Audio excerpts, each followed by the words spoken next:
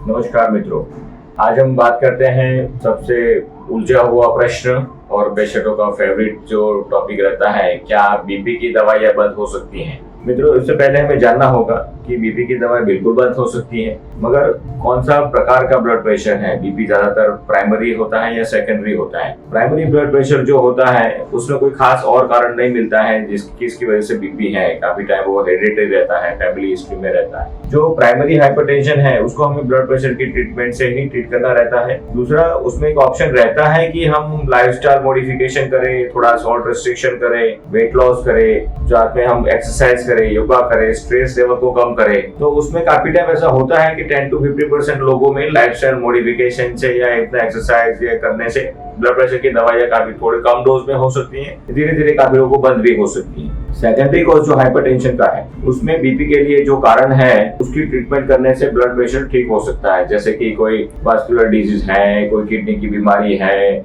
वो सब कारण की वजह से जो ब्लड प्रेशर रहता है उसमें वो बीमारी ठीक करने से ब्लड प्रेशर ठीक हो जाता है। तो बीपी की दवाई बंद करने से पहले हमें ये जान लेना जरूरी है कि हमारा किस वजह से ब्लड प्रेशर है। तो डॉक्टर का कंसल्टेशन मस्ट है बीपी की दवाई बंद करने से पहले। काफी लोग ये भूल करते हैं कि ब्लड प्रेशर की दवाई ले रहे हैं, ब्लड प्रेशर कंट्रोल में है तो अपने आप दवाई बंद कर देते हैं। फिर पता चलता है कि अचानक से ब्लड प्रेशर बहुत ज्यादा बढ़ गया है, शूटअप होता है और ब्लड प्रेशर की जो कॉम्प्लिकेशन है उससे काफी ज्यादा तकलीफ लेके फिर वापस आते हैं। तो ये सब नहीं करना है। ब्लड प्रेशर की दवाई धीरे धीरे बंद करने से हमें बंद करने का हमारा जो मोटो है वो हम अचीव कर सकते हैं, मगर उसके लिए हमारा लाइफस्टाइल है, हमारा फूड हैबिट्स है, हमारी एक्सरसाइज है, योगा है, स्ट्रेस लेवल है, ये सब हमें काफी हद तक कंट्रोल करना पड़ेगा और मेंटेन करना पड़ेगा। काफी टाइम शुरू में हम दवाई बंद करने के लिए 2-4 महीने मेहनत करके वो बंद कर देते हैं और लाइफस्टाइल अच्छा रहता है, ब्लड प्रेशर कंट्रोल आ जाता है, दवाई बंद हो जाती है। फिर हम रिलैक्स हो जाते हैं तो फिर वो अपने आप ब्लड प्रेशर बढ़ना चालू होता है और एक बार बंद हो गया तो फिर ब्लड प्रेशर की दवाई चालू करने में भी थोड़े हम रिलक्टेंट रहते हैं। तो बेटर है आप डॉक्टर से कंसल्टेट करें कि एडवाइस के हिसाब से